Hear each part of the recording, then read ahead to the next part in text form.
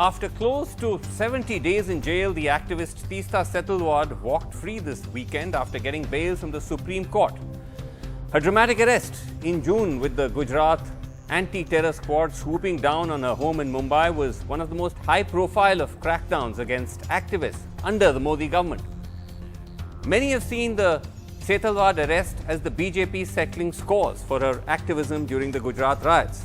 The Gujarat police, however, says the charges are serious, booking her for falsifying evidence to frame individuals linked to the 2002 riots, charges that Setalvad and her lawyers deny.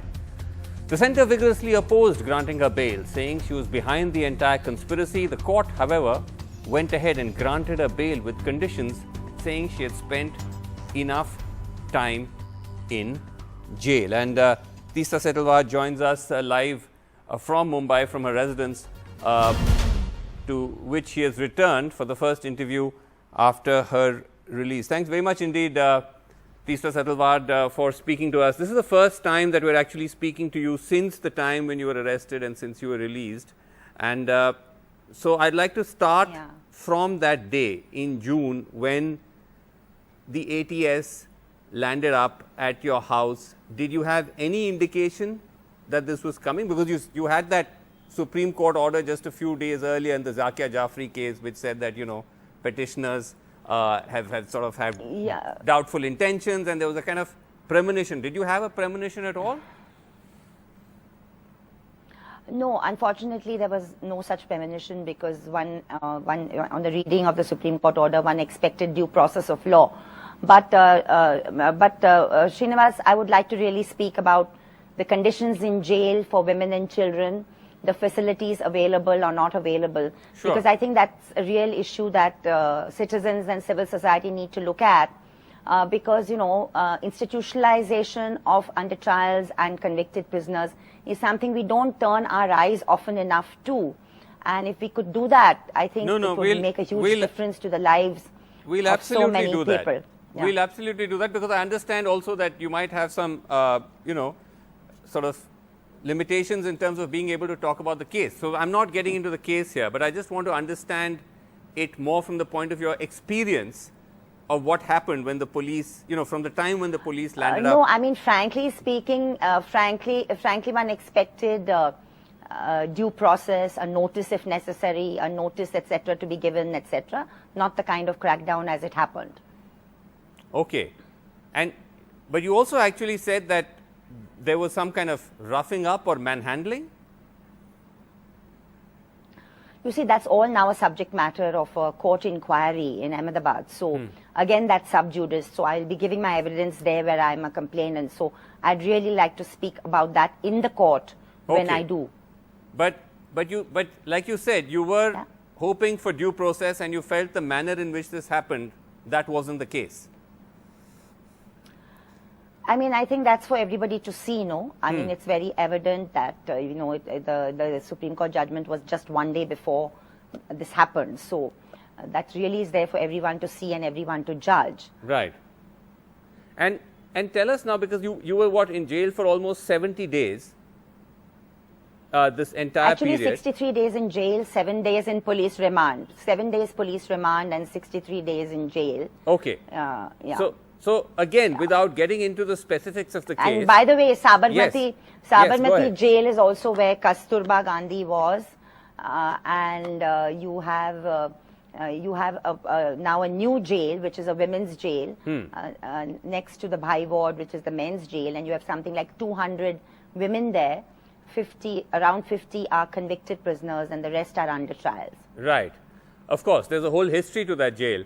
So again, Teesta, just not to get into the specifics of the case, but tell us about that experience. I mean, both with the police custody and then subsequently in jail. You see, I was a bit concerned, and as were my lawyers, about security and other things. And I saw that my security lay in living as an ordinary woman under trial, and I was put into the women's barrack number 6 with women and children and other pregnant women and some other younger women. And I think I felt instinctively that my security lay where there were other women around. I mean, life in jail is never easy. You're constricted. There's a 6 a.m. to 12 noon window when you can be out of the barrack, and then again from 3 p.m. to 6 p.m. And after 6 p.m. you're inside. And on a Sunday it's 4 p.m. you're inside. So it's tough. What I found toughest was not having enough areas of silence and reflection, because they have a really rather nice study center and library inside the women's jail, where there's an 18-seater room where you can sit and write and read. But very often that library is kept shut, not kept open. So one of the running sort of little battles one had was that can you please keep it open for regular timing so that some of us could sit and read there and write there. Right. But you know, they said they had constraints of staff, etc. Then you have the whole issue of health in jails. You have many women who are suffering from chronic issues, and you know, there are also mental health issues, Srinivas. You know, there are mental health issues because of confined spaces, and I think mental health is something that we don't take seriously enough in this country. Right. What I found very, very difficult was that the jails run by what is known as a jail manual in our country, you know, and when you are sent to judicial custody, sometimes completely unexpectedly, you know, a copy of this manual is not given to you, so you don't really know what are your rights or what are not your rights. So one of the things I think is important to happen is that in Hindi, in Gujarati, in any regional language, copies of the jail manual need to be made available to the under trials so that they know what their rights are. Right. You know. Did you in terms of family visits, in terms of lawyer visits. Right. Did you experience any hostility at all in the jail? Because I mean, this is in Gujarat. So was there any of that? Yeah. So I mean, I was fearful of that. I was a little concerned about that. But honestly speaking, like I said on Saturday when I came out, the matrons and the subedar and the women's staff were very, very decent and very quite nice actually. Oh, okay. So I didn't really find any specific problems there. Really, I didn't. That's good to hear. What about your stint in police custody though? What was that like? Actually, that was very strange because I was at the crime branch, and after being whisked away on the 25th, one landed there in the morning of the 26th, which was a Sunday, and then by evening the magistrate had given remand of 4 to 5 days. They had asked for 14 days. And right from that Sunday evening to the next Saturday, when I was sent to judicial custody, which is like almost 6 days or whatever, I was not called for questioning except once, which was from 11 p.m. to 2:30 a.m., just 3 hours. And the rest of the time I was just sitting around. You were just called for questioning only once? Yeah, only once. That's extremely surprising because, like you said, you were there for almost close to like, what was it, 5 to 6 days. 6 days. Yeah. Six. I mean, 5 to 6 days if you count of Sunday to Saturday. Yeah. I see. And any explanation given as to why? Because no explanation. Okay, but Teesta, coming to the wider question of your arrest, which of course, you know, in several quarters was seen as a sign of an attempt to once again target civil society, to once again target voices that may have been seen as critical of the establishment, with of course the counter coming, and again we're not getting into the specifics of the case per se, with the counter coming that this is not, you know, conventional activism, this is motivated, this is, you know, got political, you know, dimensions to it. See, I'll just repeat here the July 11th judgment of the Supreme Court, which came out while I was in jail. I read about it through the newspapers. I used to get 2 newspapers a day and also read some of the Gujarati papers that some of the fellow under trials got, because I can read Gujarati, it's my mother tongue. And that 2-judge bench of the Supreme Court on July 11th passed a very strong judgment on what bail norms should be in this country. And I would just like to reiterate that, you know, because I was also in jail in a period, Srinivasan, which is a post-COVID period, you know. So I have seen a fellow under trials, some of them who became friends, who have been there for 2.5 years, 4 years, 8 years. And the COVID period has just made it worse because the access to justice was not considered an essential commodity. So the courts were shut, the bail courts were shut. So, you know, one really needs our country to realize that personal freedom is important, and, you know, incarceration cannot be the norm. I mean, I had women coming in and out. We had women coming in and out of our barracks, come in one night because of daru ke dhanda ka hai ya jhagde ke hai. In 2 days they are out, you know, in 3 days they are out. Others who are there for some pasa, somebody is there for gakoka, somebody is there for NDTS, somebody is there for murder. You know, I can understand some of the charges are serious. Right. But what the Supreme Court says about the bail hearing should happen within 2 to 3 weeks in the Sessions Court, then in the High Court, and then, you know, it needs to be taken very seriously. Okay, but of course, those are important questions that, you know, one should turn one lens on. But coming back to what I was saying, that this idea that, you know, that your arrest and is part of the wider sort of pattern of crackdown on activists, with, as I said, the counter being that this isn't conventional activism, there's a kind of political dimension to it. To that, what would you say? Again, talking in a general sense. You have to, yeah, I got it. I want to just say that we have a set of laws in this country. We have a set of laws, IPC laws, other laws in this country. And those laws need to be applied with some degree of honesty, you know, and with some degree of